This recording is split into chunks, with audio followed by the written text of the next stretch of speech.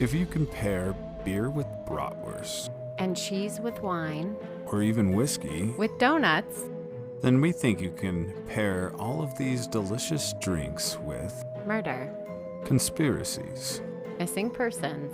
and more. Drink with us as you feed your craving for true crime and creepy stories. And we're back. We are back. Yes, for another episode of Perfectly Paired With. Perfectly paired with episode, I don't know, what is this? 6? Well, Maybe? including extensions, I think this will be 8. 8? Yeah. Yeah, we got 8 of them out there. Pretty amazing. How you doing? I'm doing well. How are you? I'm doing good. Doing good. I am excited for this one because it's one I've heard about on the news and but didn't pay attention to it a whole lot. And it's actually kind of a current event right now too. Yes, So- this episode is definitely last minute as a response to something that happened earlier this week here in the state of Colorado that's Yeah. relevant to the world of true crime. Yeah, super exciting. It's like we're, I don't know, not detectives, but We're chronicling we're chronicling. Mhm. Yes, events as they unfold. I love it. Hey, maybe we'll have more later too. Update episodes, right? Update episodes. As things are revealed. I don't know. I thought I knew about this story. Like, I swear, like, I watched it on Dateline maybe. And then I looked into it because you mentioned it earlier. Like, hey, did you see? Yeah, Dang. a lot, huh? It's a lot. It's also just like, how the heck? Like, I asked myself that multiple times. Like, how the heck? Dang. All right. How the heck I like is the that. motto for this episode? Because I just can't even. Yeah, Because I do remember when it happened. yeah, I do too. I mean, we watch the news kind of almost every morning for the weather, and Because we're old. because we're old, but I do remember it being on there, and I don't know, as a suggestion for us to cover, I kind of thought it might not have enough, I don't know, fun details.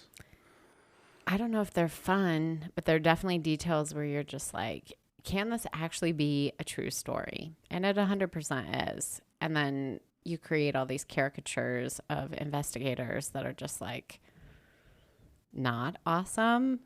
And the story just turns into something amazing. So, Well, that's what I mean by fun.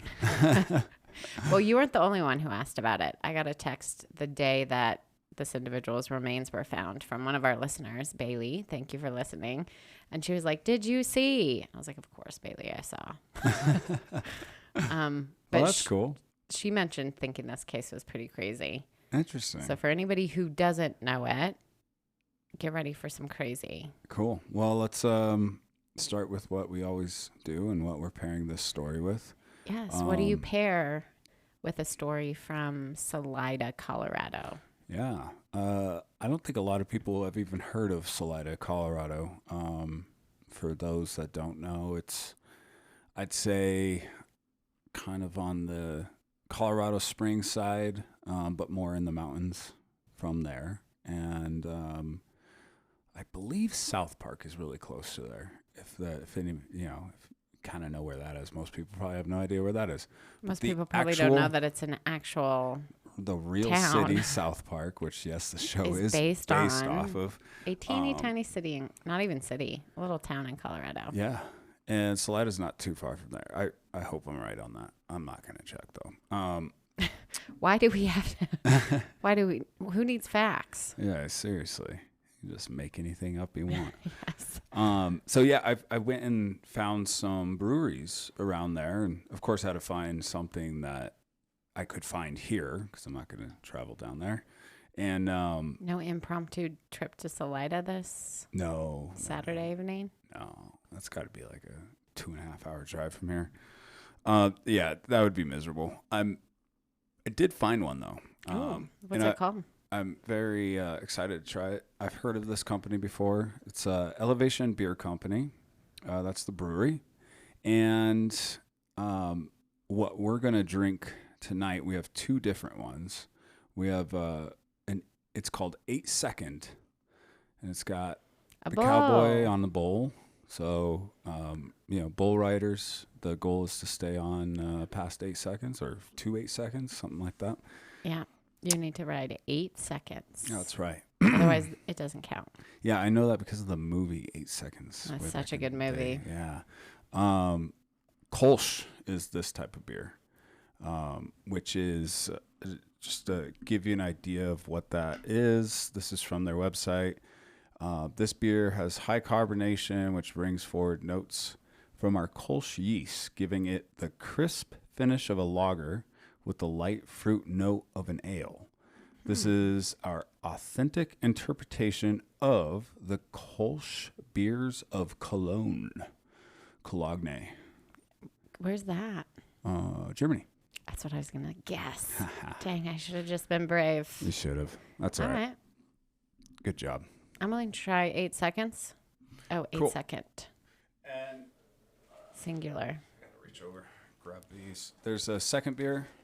We're gonna do your favorite type, an IPA. This one's called First Cast. IPAs just do things to my mouth that I don't like. Yeah. Not a fan. It's just like I'm gonna all try beer. it. It's an I acquired should try taste. everything once. I don't think this one's gonna be like crazy hoppy. All right. The pairings. This is all I have on it because I didn't pull up its beer. Well, I guess I will. You know. Well, let's try the first one first, so we don't confuse. Well, I know. I figured, we start with one, and as we're going, we can move into the second. move into the second one. Got it. You know, So we're what not I'm double fisting saying? beers Yeah, right off the bat. yeah. We've learned our lesson on getting a little too crunk on here. The problem is these stories just go on and on Well, and they on. seem like they do because we make them. So the IPA is. Oh, it's called First Cast. Yeah, Our just like son it's got a would love fisherman that. on it. This is everyday brew for the craft beer aficionado, Not made to me. refresh your palate after a fantastic day. Pours a brilliant gold with white head, notes of grapefruit and pine. I love. There you go for some Whitehead. I also, really enjoy drinking something that reminds me of a tree, That's pine. oofed. But yeah, here, Okay, let's start with a Kolsch. Kolsch first. ASMR.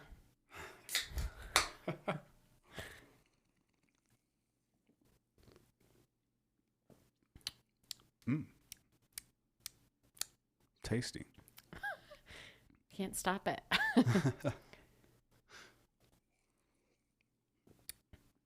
Yeah, it's like a bold lager.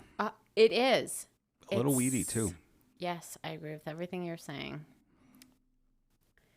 It has a very simplified taste, but it's big and bold, but simplified. Yeah, yeah. There's nothing super distinctive that you'd be like, oh, that's unpleasant. Yeah. It's all pleasant, but it's powerful in how pleasant it is. Yeah, it's got a lot of flavor to it. And if they want to use that as a slogan, they can have it. We'll hashtag them. Maybe they'll look at us drinking these on the podcasts on our Instagram. All right, Salida, you have something to offer. Look at that. Yeah, no, they did a good job. I think technically, I don't know if they're technically in Salida, but there's a couple cities right there. It's Poncha Springs, Colorado. But I think Poncha Springs and Salida are right next to each other. Okay, well, look what they do on their cans. They give you what you should pair it with. Yeah. And according to them, this would be paired lovely with lemon pepper shrimp, Rocky Mountain oysters, and schnitzel. And Schnitzel. for those of you who don't know what Rocky Mountain oysters are, just order it the next time you find yourself in Salida, Colorado. Don't ask. Just order and eat. Yeah, I highly suggest it. Yes. I've never had them Oh. because I know what they are. I have had them. No, yeah, Yes. How were they? They're tasty. Okay. A little bit chewy. Get them fried. Dip them in some sauce. Pop them right in your mouth. Not bad. You're on a roll. I All know. right. Enough about oysters Okay. that grow in the Rocky Mountains. Why don't we talk about this story that took place in the Rocky Mountains? Okay. So a beer connected to Salida, Colorado is perfectly paired with a currently evolving true crime story straight from Salida, Colorado. So located southwest of Denver, Salida, Colorado sits tucked in the midst of 3 different mountain ranges: the Sangre de Cristo Range, the Mosquito Range, and the Sawatch Range. It was here, in the shelter of these giants, that 49-year-old mother of 2, Suzanne Morphew, would disappear on Mother's Day, 2020. Suzanne's story is one filled with mystery and intrigue, and until September 22nd of this year, Suzanne was technically a missing person. However, on that warm September day in Saguache County, while working on an unrelated case, investigators would stumble upon the remains of a woman buried in a shallow grave in a remote field full of sagebrush and grasses. These remains were identified as Suzanne Morphew.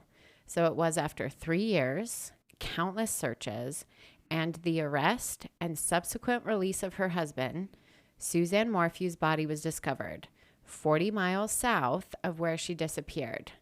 But as of yet, the discovery of her remains has not brought any answers to the case. A case that at first seemed quite straightforward, but just like the roads Suzanne may or may not have ridden while on her bike the morning she disappeared, this case has proven to be nothing but twists and turns. Suzanne and her husband Barry were both raised in Alexandria, Indiana.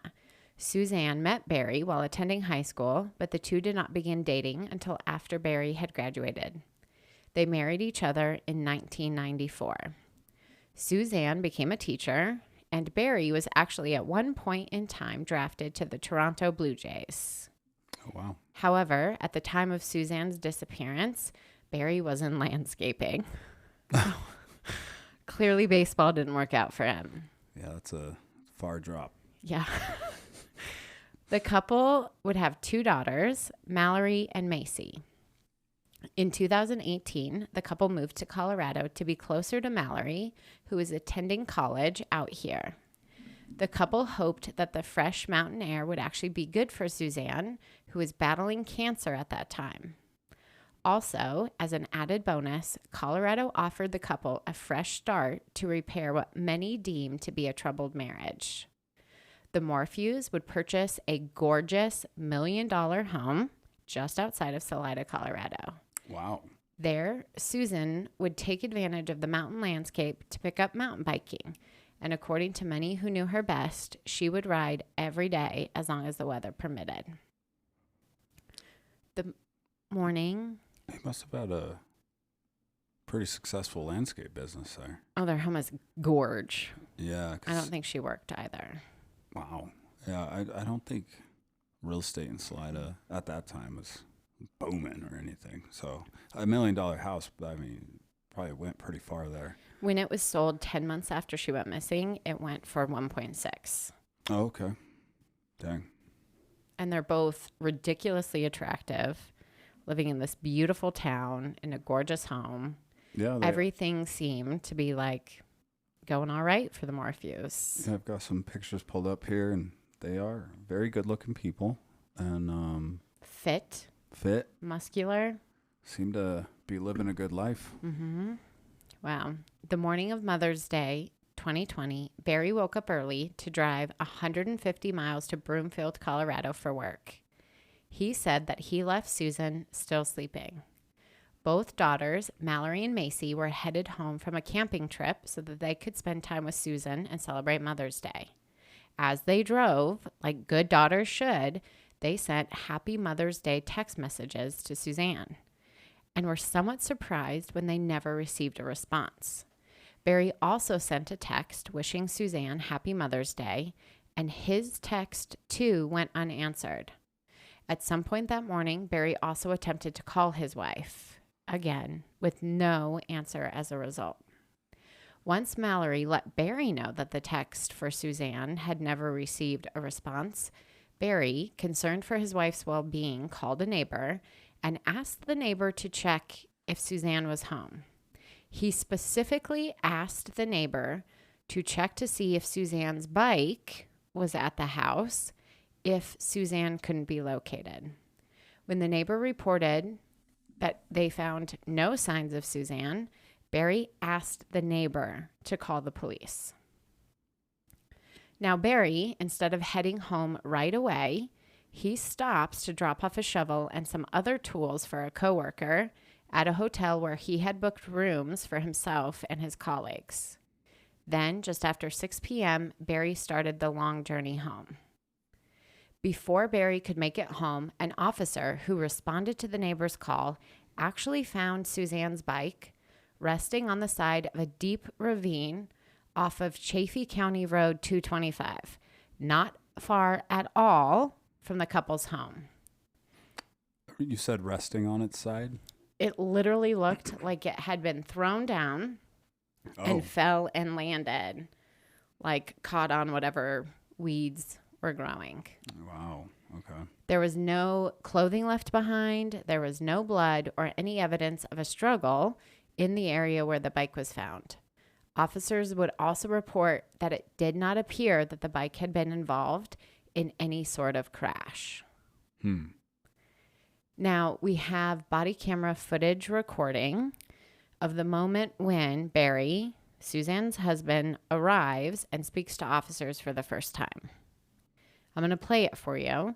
It's a little bit difficult to hear, but you can hear at some point Barry asking, where is the bike?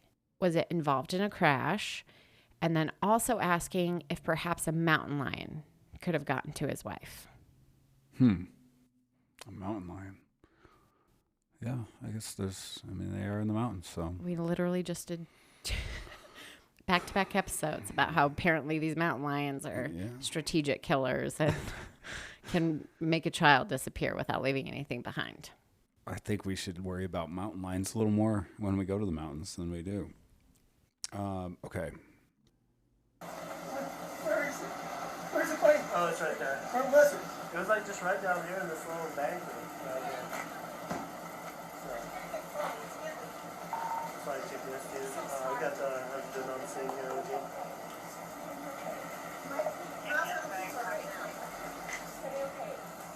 I'm here with my daughter.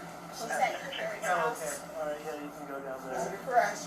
I mean, the bike looked, the way it was laid, it kind of looked like it, but there's not really that much damage to the bike. That's the thing. Lion? Yeah, it was just like Was lion. it no lion? Mountain lion? I didn't see anything that was. I didn't see anything, and they're not letting us go to the site. Because they're getting a track Dogs, bringing dogs. just right down in here, Do you know yeah. where my husband and son are? They They're Yeah. probably went down that road. Yeah, Down so- that house. My house. okay. And Barry, just, I know this is tough right now. Do you mind if I just get a driver's license for our report stuff? Search and rescue's on their way. Hey Barry, then I'll probably need your help to kind of tell me some of the trails that she frequents so we can backtrack some of that stuff. Yeah. You know what I mean? I'm sorry. Oh man. And she's an avid mountain biker, right? It's just started. But she's been here. And just for confirmation, you left this morning at 5. She was sound asleep. Okay. And she told you she was gonna go bike She riding? bikes every day, yeah. Okay. She's gonna bike when she gets up. So she was asleep in the bed when you left. Did you say bye to her or anything? No, she sounds asleep. Okay. Always leave her. So the last time you probably actually saw her was this morning. That was it, right? Yeah, I've been here, so I got a big child up there. I've been here all day. So we need to calm down. No, it's all good, man. We're doing the best. We got Did a they lot of check people the house? coming. Did they? Yeah. They They got, looked through the house? yeah, they got the house. So what we're doing is we're keeping people in the house because if the dog comes, they want to get a scent from out of the house. Yeah. So they don't want to pollute that scent. So that way we can start trying. And I walked up this. Like I said, I didn't see anything out of the order there. Nothing looked like. I wonder if she was hurt. If she could climb up the hill? But that's the thing. when we came here, still was daylight, right? So if she was right here, somebody wouldn't easily, you know what I mean? Just because it was like literally like right down. It was this. I mean, if we saw it coming in, somebody would have definitely seen it too, you know? Interesting. Well, he definitely seems distraught. Definitely distraught. This Frazzled. Yeah, this is. He's very worried. It looks like. Yeah, and you told me off recording that it's interesting to you to see how a spouse reacts. Well, more in particular, husbands react to a wife going missing. Obviously, there's no like perfect way that you have to be or anything, but I would say he is the way a husband that isn't a part of it would be. That's what my assumption would be if I was a cop. It seemed like that was the cop's read too. Yeah. At least off of that interaction. Yeah. That Barry seemed genuine in his alarm and his concern and his questions. Mm-hmm. So then on May 11th, the day after Suzanne was reported missing, a $100,000 reward was offered for information about her disappearance. And more than 100 people joined the search for Suzanne. Now, during the course of their search, investigators discovered that Suzanne's last proof of life was a selfie that she took on May 9th, 2020. This selfie was sent to a man named Jeff Libler the same day it was taken. Also early on, investigators would find that despite allegedly heading out for a bike ride that Mother's Day, Suzanne's sunglasses and hydration packs, 2 items she usually would have taken with her for a mountain ride, were left behind in her vehicle. This interesting tidbit planted a seed in the mind of police that perhaps the bike found on the side of the road down that embankment was actually a staged item and not the result of Suzanne herself riding at all that morning. So she took her car. Nope. So her car was, as far as I have pieced together, it was left in the garage. And then she headed out on her bike, allegedly. But had she actually done that, the police determined that she probably would have taken her sunglasses and her hydration packs. And both of those items were left in her vehicle. Interesting. But where the bike was found, it was as though she got on it in front of her home and started riding. Right. Because it was just off the road. A road in front of her home. On May 13th, while state and federal investigators continued looking for clues in the disappearance, they would locate Suzanne's undamaged bike helmet found near a road just off of Route 50. So again, it was as if you had just continued driving past where the bike was found, further down that road, the helmet was found. So not far from the bike, and the bike was not far from Suzanne's home. Probably leading investigators to more thinking it's all staged. Mm-hmm. Yeah. On May 15th, Suzanne's nephew, Trevor, I don't know if it's Noel or Noel, spoke to 9 News Denver and stated that in the effort to find Suzanne, towns and remote areas were all being searched. According to Trevor, these searches include tracking dogs and drones. As with any missing person, the spouse of the individual who went missing obviously needed some attention. At first, one of the team's priorities was to verify Barry's alibi. And indeed, Barry was in Broomfield, Colorado that afternoon. Okay, so we have Barry in Broomfield. She took a selfie at some point. The day before. Oh, it was the day that before? Was the last time they could confirm that Suzanne was alive was the day before. Okay. Huh. Yeah. Yes, but according to Barry, he left. Susan was sleeping. And they could confirm that he drove the 150 miles to Broomfield. I know where part of this is going. I'm trying not to say it. Now, My reactions are. Despite verifying that Barry, in fact, was over more than 100 miles away when Suzanne presumably set out for her bike ride, his behavior while away was somewhat concerning. You see, investigators located video footage of Barry visiting multiple large trash receptacles, like the ones you would rent, like if you were cleaning out a house or something, like the giant ones. And at each one, he was seen throwing away large filled garbage bags. Okay. Then, 10 days after Suzanne was reported missing, investigators would find something rather suspicious in the couple's master bedroom walk-in closet. Investigators would describe what they found as a voice-activated spy pen. Huh. It was determined that Suzanne herself purchased the pen, placed it in Barry's truck prior to Barry taking a trip to Pueblo because Suzanne was suspicious that Barry was having an affair. Yeah. And thought that the pen might produce evidence of such. While the pen never recorded Barry saying anything suggestive of an affair, and might I add, no evidence of an affair ever surfaced, it did record something interesting. As Barry made his drive to Pueblo, Colorado, he listened to several episodes of a Forensic Files podcast, including one about a woman named Vicki Lynn Hoskinson, who went missing after riding her bike in Tucson, Arizona in 1984. In addition to learning that Barry had listened to a podcast about a woman who went missing in an eerily similar way to his wife, investigators heard conversations on the spy pen had by Suzanne herself. See, this pen she purchased to catch her husband in an affair inadvertently captured Suzanne's own affair with a married father of 6, Jeff Libler, the same man she sent the selfie to, who was at that time living in Michigan. Oh, wow.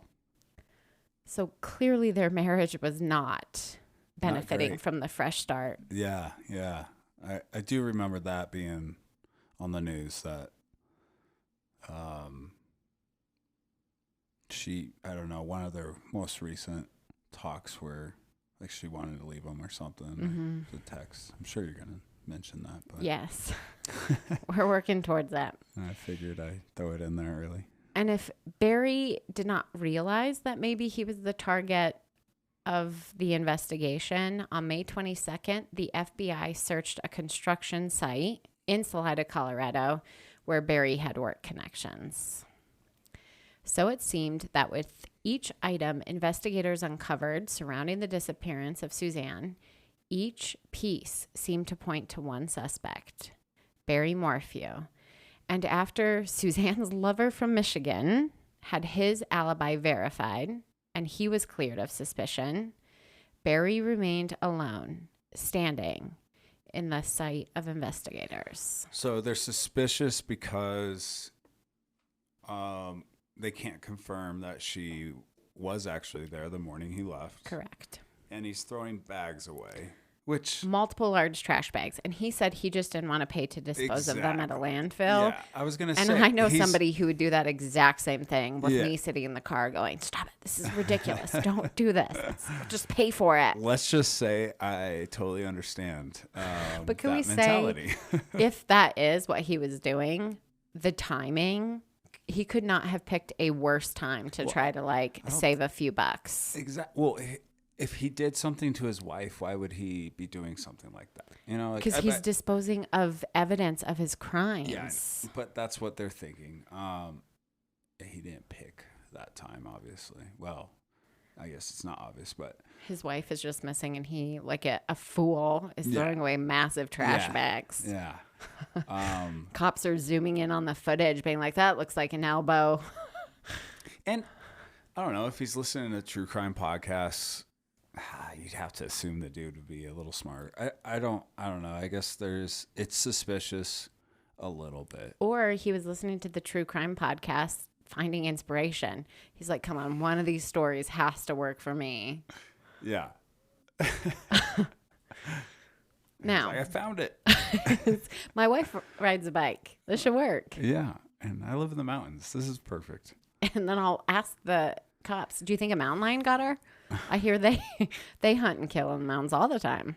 The way he said it, though, it sounded like I a legit agree. question, and the cop didn't seem like I was stunned by it. Like, huh? Mountain lions? No, Why I would you agree. even go there? I agree. Yeah.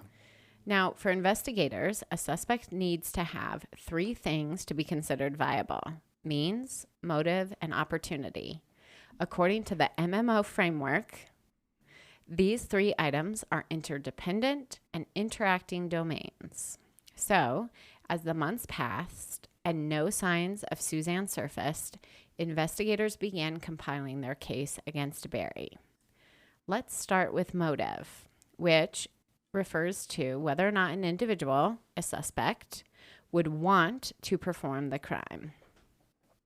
So on May 9th alone, the day before Suzanne went missing, she and Jeff, her lover, which is how the sources called it, and I just cringed every time. Yeah, I don't like that word. I'm going to say it multiple times. Oh, great. Exchanged 59 text messages. It would be determined that Suzanne and Jeff had actually met up on at least 6 different occasions in places like Texas, Indiana, and Florida. And while things seemed only to be heating up between Suzanne and her married lover, her relationship with Barry was quickly approaching its end.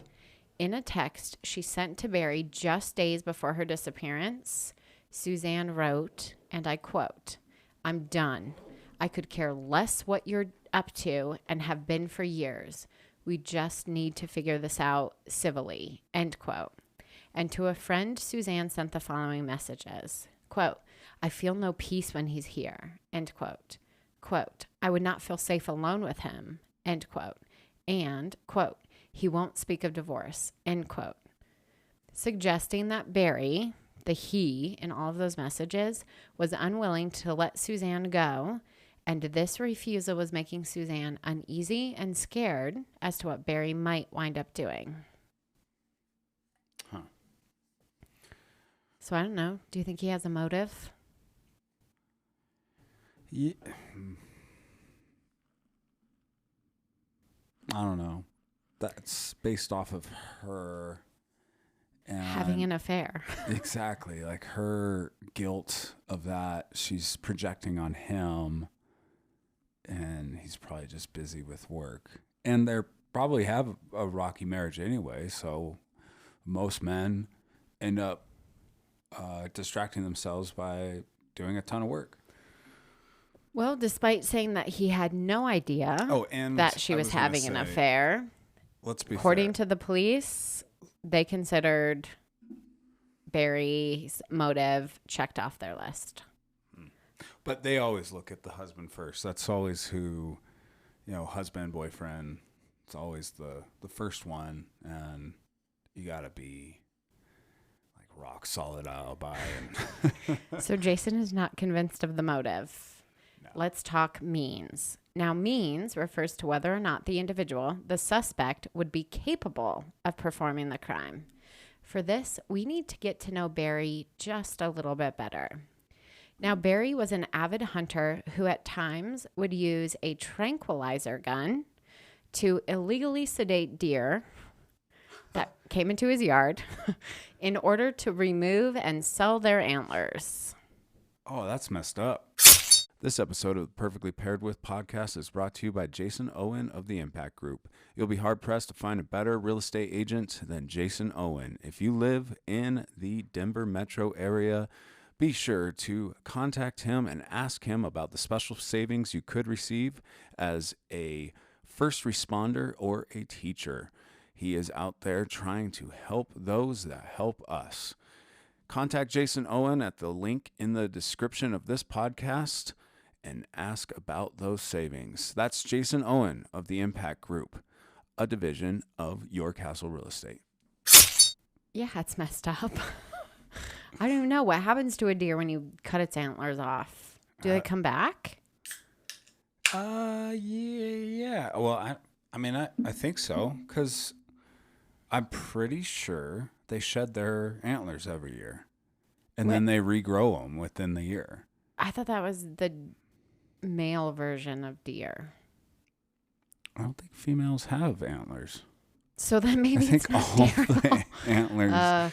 I was taught this Belong once to by males. one of my sister-in-laws about the difference between elk and deer. Because Oh man, I think you maybe can have it's boy elk. and girl deer. It might be I elk think that shed. elk for sure shed. I don't know about deers then, but it's still messed up. Oh, it's I'm awful. sure you cut them off He just before has they his, shed. He's Like, listening to a murder podcast, dragging a sleeping deer, it's sawing off their antlers. It's kind Gosh, of Barry. I don't know. Like he's cheating nature's system. He needs to afford his $1 million+ house. Yeah. Got to do, and his wife refuses to work. He's cheating on him. And, She's just out yeah. it's hanging just- out with the Libbler, Yeah. Gallivanting Jeez. around on her bike, meeting up with dudes. and he's just shooting He's deers just- with tranquilizer He's darts. like, I got to do what I can because, to make her See, happy, this is- she needs this- this big house. This is part of the story where I just go, "Are you serious? Like, really? Like, this is this is a true thing that happened. Yeah. Like, this is what he did. It's ridiculous. I wonder if other people do that, though. I don't He know. probably got the idea from somebody else. Probably. Where did he get tranquilizers? Apparently, he was very skilled in loading chemicals into tranquilizer darts and shooting tranquilizer guns. Oh, like, so he had his own. That like, was his mix. thing. Yeah. He's So- he's an alchemist too. I don't, Is that what you he's a call jack of all trades. Someone that mixes. Former professional baseball player, landscaper extraordinaire. Is he still cheater of- landscaper Yeah. here? Yeah. Yep. When, He's such a good landscaper. He's going all the way to Broomfield. That's crazy. yeah. Wow.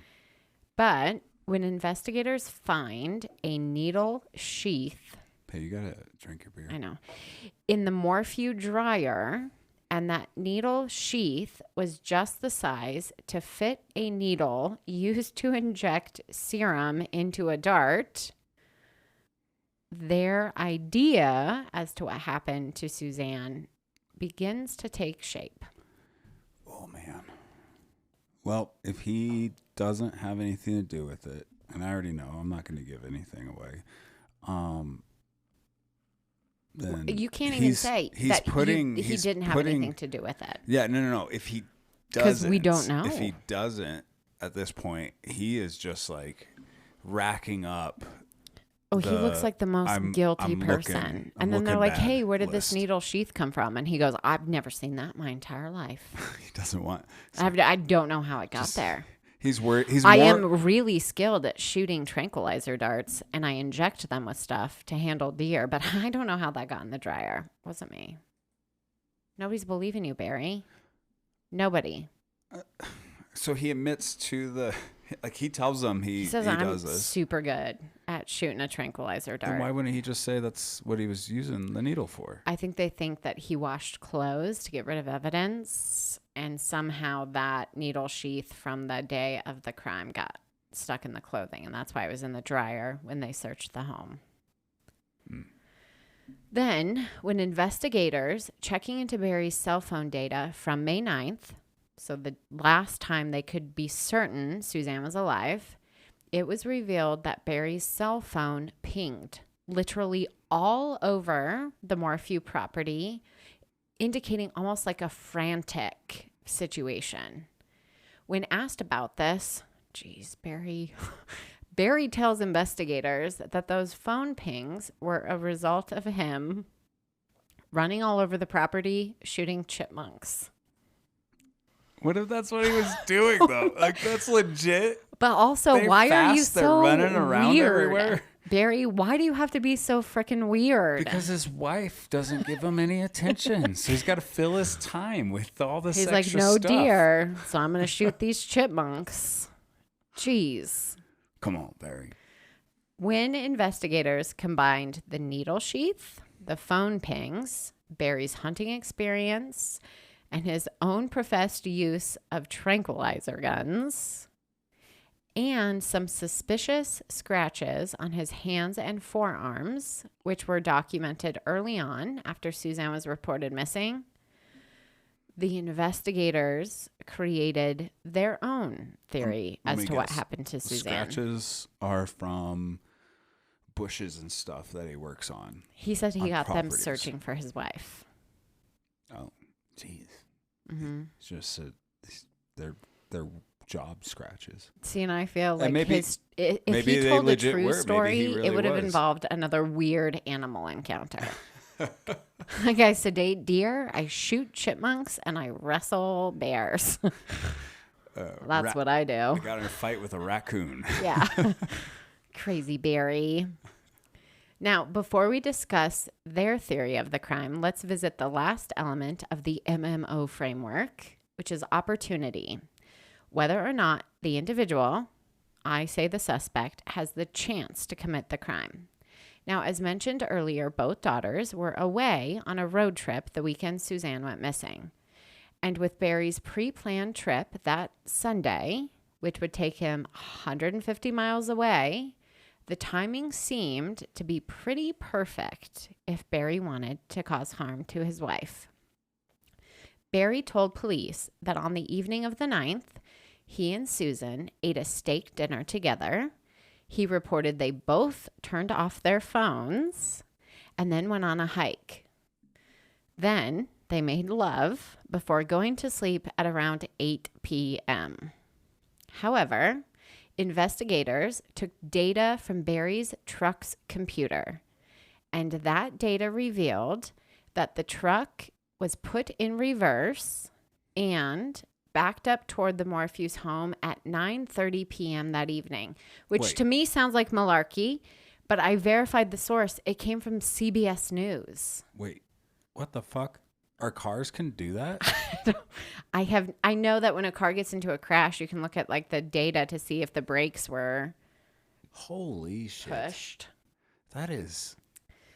That's too much. Yeah, well, Barry's supposed to be asleep, full of steak and love for his wife. And his, But somebody's- his car tattletaled on him. Yes. Oh, that's Now- some bullshit. What, our cars are And spying Jason's on making us too? mental notes. So when I kill my wife, don't get in the vehicle. Use the car. Use your bike. Yeah. Now, to add to the suspicion that Barry might have done something to Suzanne that evening, when the home was searched, only one dirty dinner plate and a knife was found. Which is curious because according to Barry, they both enjoyed a steak dinner that evening. It's because he's in denial that his marriage is over. He's just Presenting- picturing her Presenting sitting the with world him. with, yeah, he's so sad. Like, he's just Oh, that makes living me this sad, sad. lonely life where his beautiful wife doesn't want anything to do with him. She just wants to ride her bike and Yeah. send selfies to Yeah. Jeff Libler Yeah. of Michigan. Do some sexting. She probably was upstairs sexting at the time. Any which way, then he probably shouldn't have said they both ate steak together. No, he's doing a lot of things he shouldn't It's have. foolish. Or, In addition, or he did it, and we don't know. That's we why don't I know. like this story because we don't actually know. So, in addition to finding only one dinner plate and one dirty knife, investigators noticed there's this giant crack in the door jamb of the couple's bedroom door. And they verified with the previous homeowners that it wasn't there prior to the Morphews moving in. And they see that and they jump to the conclusion that something physical transpired and the door jamb was broke. That, The door jamb. that That's literally not, was evidence. It's not easy presented. to crack. It pretty much takes a kick to a closed door to crack that. Now, having confidently checked off means, motive, and opportunity, Barry was arrested on May 5th, 2021. For Chaffee County DA Linda Stanley, she told the public that although she wasn't going to reveal any of the evidence they had at the time, they could rest assured that there was enough evidence to arrest Barry. What? Yes. No, here's I mean, I know he's not making a pretty picture for himself, but you haven't really said much that I feel Well, like here's is the evidence that a DA would be like, yeah, Yep. let's do it. Well, here's the theory of the crime. Let's lose in court. So on the afternoon of the 9th, Barry returns. It's so burpy. Oh, this Beer is out of control. So carbonated. They said it was carbonated. I'm It glad I is don't have to tell the worse. story because I've been over here burping like crazy. It's ridiculous. So excuse me. That's why you haven't been really touching it. You drink a drink and then your stomach just like Yeah, but feels... we don't need you to get tired by the end of this. So you got to keep All right. keep drinking. All right, Here's let me try the IPA. IPA and let me I hate actually- life for the I rest think of you this. might like it. It's not super hoppy. Okay, we're going to open the IPA, and then I'm going to tell you the DA's theory of the crime. So on the 9th, Barry allegedly, according to them, returns home and uses a tranquilizer dart to immobilize his wife. They believed his phone pings the result of Barry chasing Suzanne around in order to either shoot her with the dart or then after as he followed her as she stumbled around while the chemicals that were injected into her from the dart took effect. After his wife was sedated, investigators pointed to an unspent shell casing Really quick, found in the master bedroom. Remind me, what time was that ping going around their house? That day of the 9th. And was it outside the house? It was like Oh, all yeah, over 'cause the he said property. chipmunks. And was that the same day? That was the day before The day he went to before. Broomfield. Okay. Oh my gosh. And IPAs. Did it say what time? If No. it was at night or during the day? I think it was just during the day. Just pinging all around. Those chipmunks. Those rascally chipmunks. He's just running around with a little BB gun. Just trying to enjoy his life Yeah. while his wife is He's hanging out with kind somebody. of pissed off at life, so he has to kill I don't even know. a bunch of like the cutest I creatures almost think ever that made. He's not even pissed off. I think he's so not aware of what's happening in his life. Right? Yeah. He's just I'm shooting chipmunks. That's how I picture him. She'll come back to me. I'm not going to worry about it. But here's where it gets crazy. So they find an unspent shell casing in the master bedroom of a man who's an avid hunter. And they're like, that's proof he probably shot her. That's evidence he probably shot her. So Then he tranquilized her, then shot her. Then shot her. Makes a lot of sense. Yes. That's how all of them do it. Then remnants of the crime were loaded into Barry's truck, right? That night at 9:30 when it's backed up to the house. And then he disposes of them as he's driving to Broomfield, visiting different large trash They bins. probably think he like chopped up the body too. Yeah, And, I don't it's think they like knew. Getting rid of an arm here, a leg. Yeah. some Despite the fingers. fact that they probably could have searched those trash bins because they had footage of it. And but it they just happened. Yeah. They The could arrest. at least find one bag. Come They on. couldn't. Nope, this is full of trash. Ah, No don't body tell parts. anybody that. He's just cheap. The arrest affidavit for Barry Morphew summed up the state's theory of the crime like this, quote, "It had become clear that Barry could not control Suzanne's insistence on leaving him, and he resorted to something he had done his entire life, hunt and control Suzanne like he had hunted and controlled animals." Is that the End quote. detective voice? Yeah. Or whoever, DA, whoever. It put just that out. it seems so dramatic. Well, arrest affidavit. That would be a It would be from the prosecutor's office. right. That's kind of comical. That's That why whole that's why I thing. felt like it needed a voice because it just seemed incredibly dramatic, ridiculous. Yeah. And that's what they typed in like a legal court document.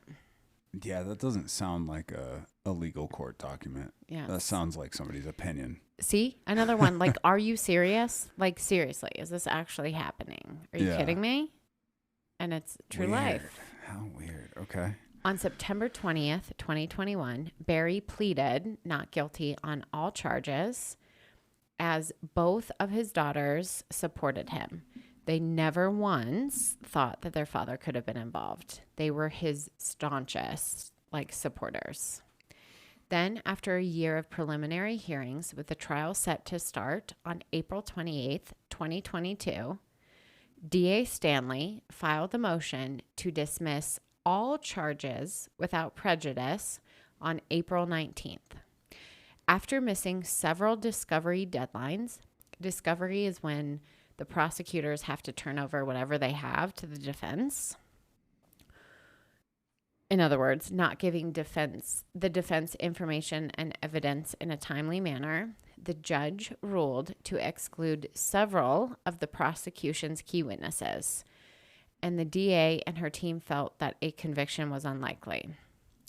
Now, some might wonder, why would a DA jeopardize their case by withholding evidence from the defense? Because the And DA I guess is like, shit, we don't have anything here. we would have to know exactly what evidence that they had that they didn't want the defense to be privy to.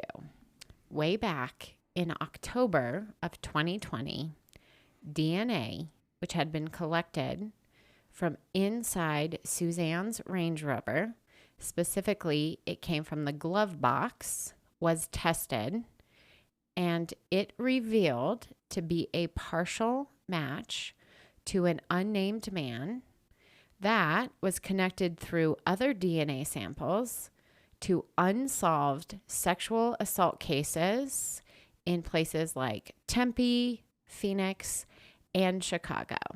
Oh, wow. Now, not only was this DNA found on the glove box, which could be just touch DNA, right?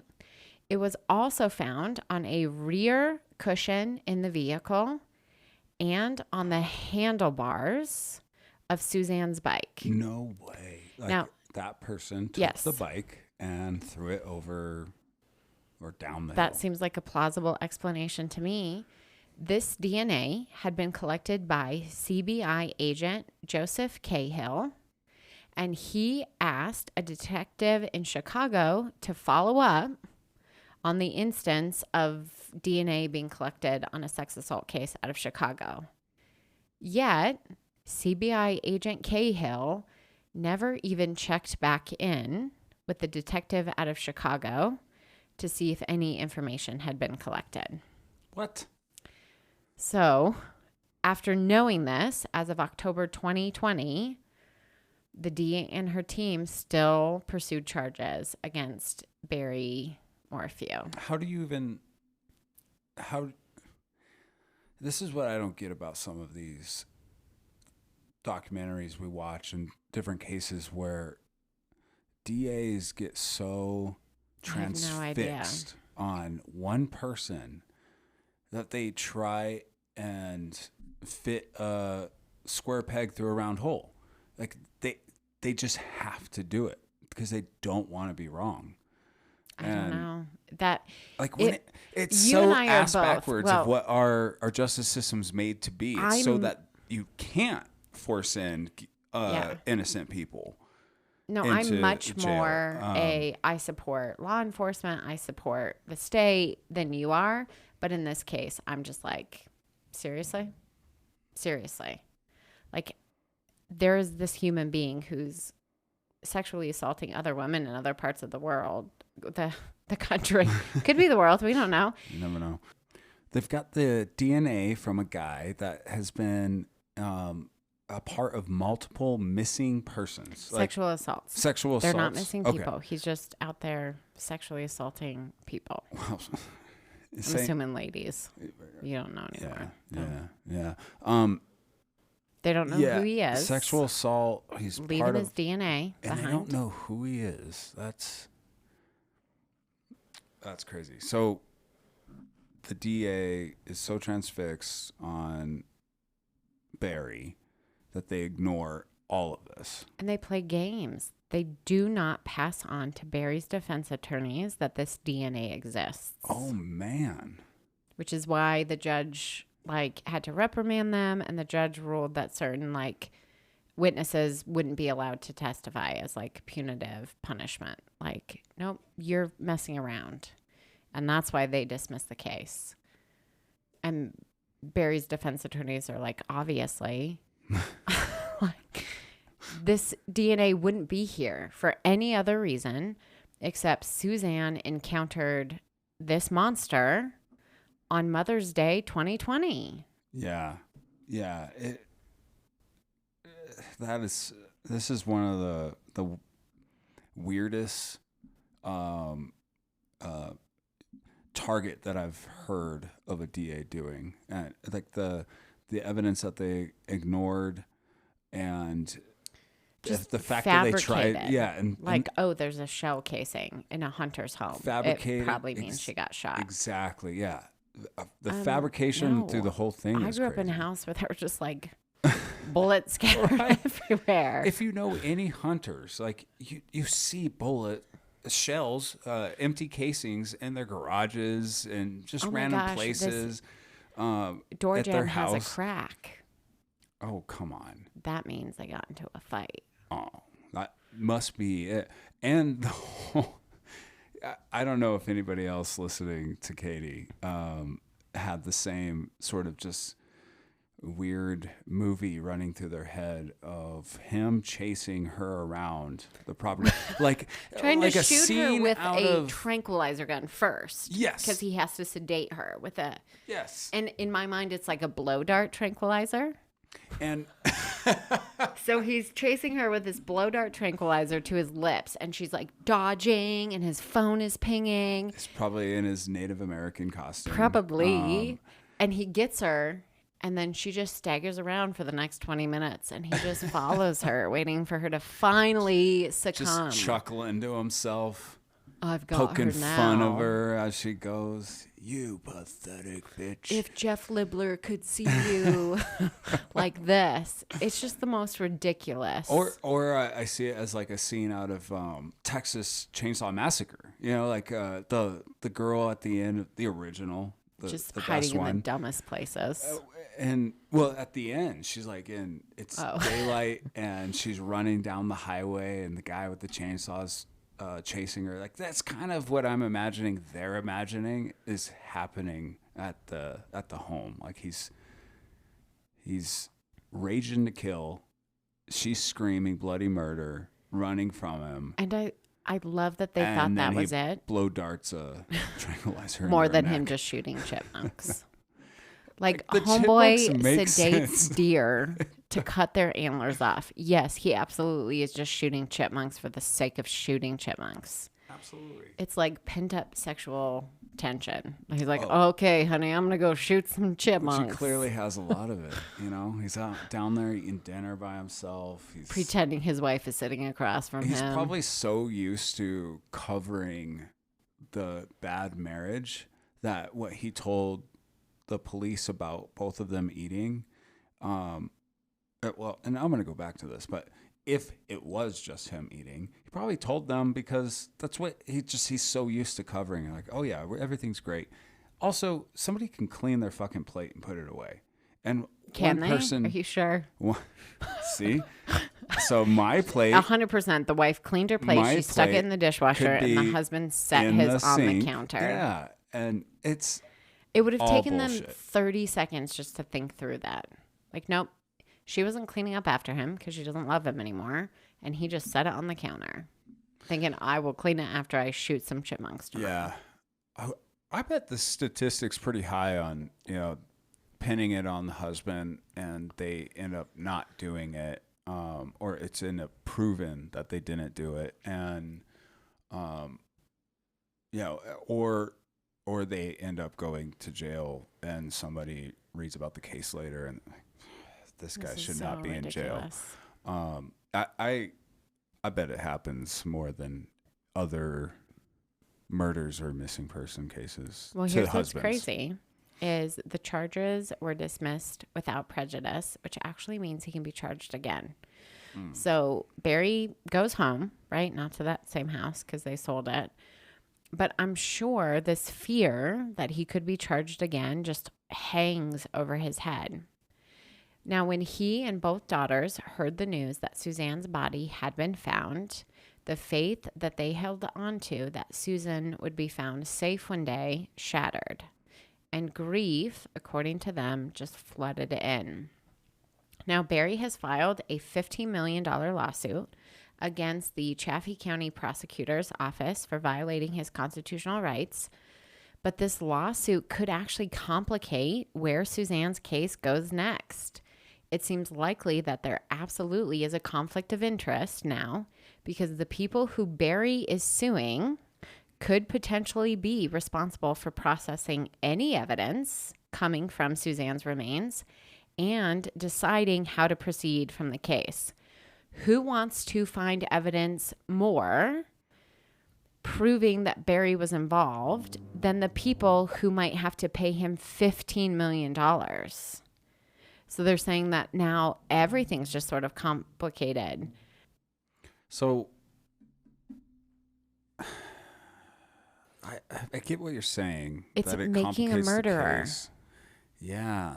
He Now they really want to get him back. Yeah, that's exactly what making a murderer is about, That's right? Okay. Oh my gosh. If they can prove that he was responsible, he thought- had something to do with her death, then he thought has no right to sue them. Yeah, I because thought they of making didn't a murderer- falsely accuse him. Right. Because right. he is guilty. I've thought of making a murderer quite a few times through your story, but I didn't make that connection there. So now they have to figure it out. So now he's public enemy number 1 to the police, and they have a new source to discover evidence. I know it's not going to make him look good at all, but I feel like because of that new enemy of his, he needs to get out of Dodge and go to a country, a non-extraditional. Is that the right word? The non-extradite, where they can't extradite. Extradition. Non-extraditional. No. Extradition. Non-extradition country. I don't know. I don't. Unless he hired this guy who's out there sexually assaulting women to hurt his wife, that the evidence of the DNA of some other dude who's responsible for sexually assaulting women is, what is it? Reasonable doubt. Yeah. No matter what. Definitely. And he truly, outside of some bonehead things he says or does. Oh, Barry. Oh, Barry. He really, there's nothing else there. To even suggest he wants to kill his wife. No, he's a faithful husband. Yeah, it seems like he, according to him, had no idea his wife was cheating on him. And who's so heartsick he probably thinks he's eating steak with his wife. But he probably was like, you know what, we're gonna get through this. It's all right. It's a, she's going through something. She'll get out of it. And I don't know. He fills his time with goofy things, and he's he just. I'm telling she you, tried he to could have catch had him one cheating. heck of She a tried reality. to catch him Yes, cheating. she bought there a was spy nothing. pen. Nothing. She caught herself cheating. Ridiculous. He's The just dude had no I know. no suggestion of wanting to do this. Yep. Well, only time will tell what clues her remains may provide and whether or not Suzanne Morphew will ever get justice. If it turns out that the man whose DNA was found in Suzanne's car, the one tied to sexually assaulting women in Arizona and Illinois, is the same person responsible for Suzanne's death, then what boggles my mind in the end is exactly how many sources of danger seem to be lurking in the life of Suzanne Morphew, an average woman, an average wife, an average mom just living her average life. While she was busy managing the fear she felt, worrying about what her husband might do to her now that she seemed certain that their marriage was over, she probably never would have been looking for any threats coming from somewhere other than outside her own home. She likely then never saw a menacing stranger waiting in the woods, ready to attack when she least expected it. Like on a bike ride on a beautiful Sunday morning through the Colorado mountains, simply trying to enjoy her Mother's Day. Also, that would be the dumbest day to kill your wife. the mother of your children. Also, what the heck is this predator doing in Colorado? Like, what brought him to Salida? Well, that's what I Let's was gonna talk about say, too, that is, for like a dang second. This dude's out. Arizona, there's a murderer, Illinois. What are you a doing in murderer, Salida? Sexual predator. He's probably murdered before. And you're he's out obviously there. just in the like Nobody Salida. knows. It's He's less never than been contacted by 6,000 police people ever? Like, population to have in his DNA? Salida, and this stranger 6,000? Is that what you said? in Salida in Yeah. 2020, this stranger happens to come along. Well, wouldn't that be the type of town you'd hide in if you're A sexual predator looking yeah. for a new victim. I don't know.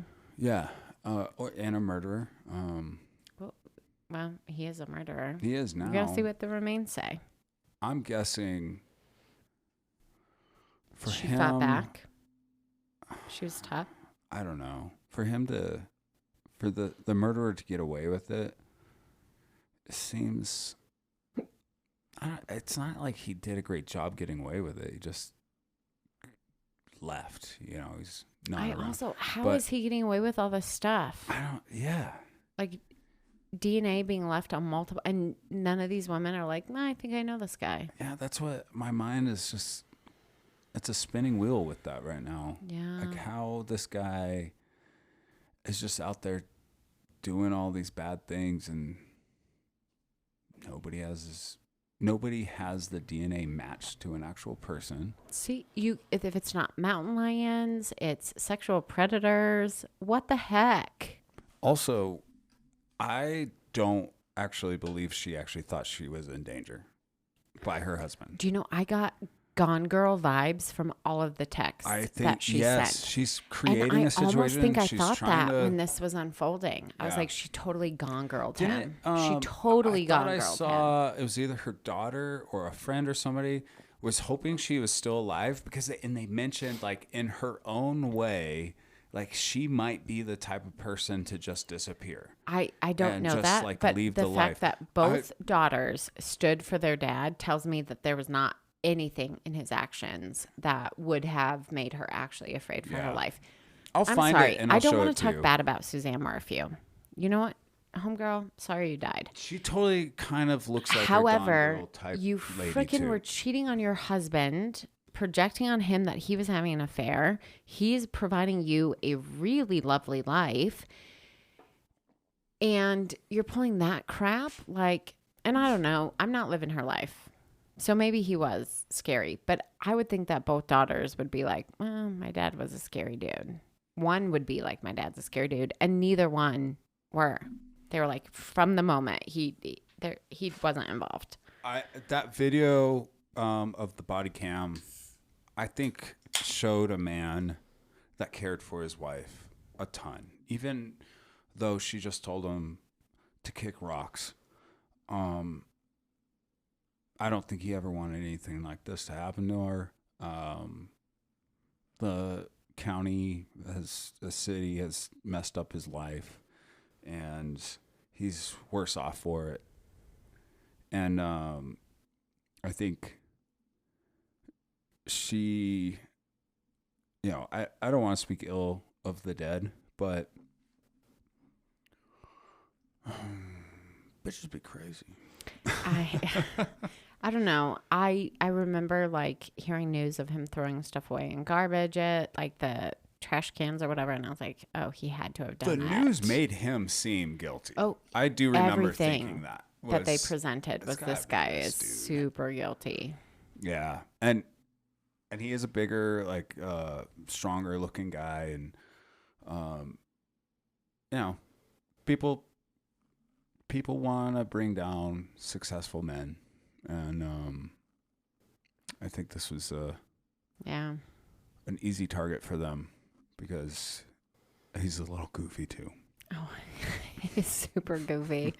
I also want to know, like, homeboy's outside shooting chipmunks, and a predator's like, I'm gonna watch that house. I'm gonna see what comes out. See, you know what I mean? Yeah. The weird shit I'd be doing on a piece of land like that, though. Up in the mountains, big ass house, lots of land, all the wild life on your lands. There's a lot of things I would definitely pass my time with, and chasing around little cute chipmunks might be one of them. Oh, Barry. Don't sedate deer, though. Yeah, that's a weird one. That's a bad look. I bet you his neighbor gave him that tip. Like, dude, You these can make a antlers. pretty penny. These antlers. And you don't And he's just from Indiana. What? Deer? You don't have to kill deers for them. Like, you don't need to That's get like fine. tags to fill No, or anything. and they're on your property, They're on so your go ahead and property. shoot them. You're not killing them, so you're not breaking the law.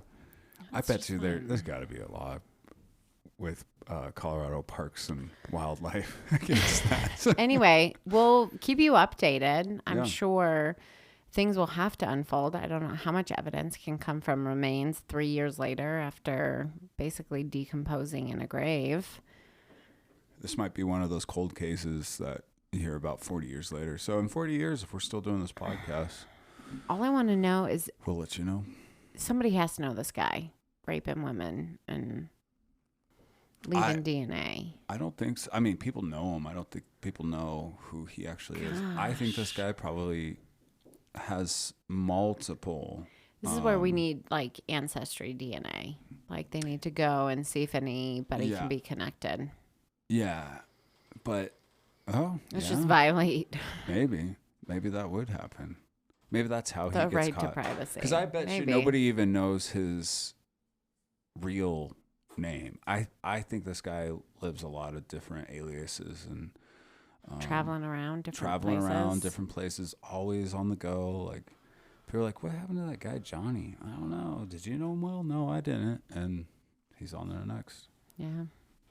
Okay, so if your name is Johnny and you're out there sexually assaulting women, just turn yourself in. Just do it for the Barry rest and of his us. daughter deserve his answers Society is Well, better off without people you. like you. So, Anyway, all right, well, that's the end of this one. yeah, it's Too many Colorado cases. We'll go outside of Colorado next week. Yeah, but those mountains provide a lot of stuff for us. So I'm sure there's a never-ending amount of it. I know you've got a couple stories that you've been thinking about, and one of our listeners has given us a couple suggestions in the great state of Montana. I think we should visit that Yeah. as well. All right. All right. Well, until you hear our voices again, don't go into the woods ever. Yeah. It just seems like a bad life choice. Yeah. All right. Or if you do, take a beverage with you. And pair it with a good podcast. Yeah, the perfectly paired with podcast. Cheers. Chink chink.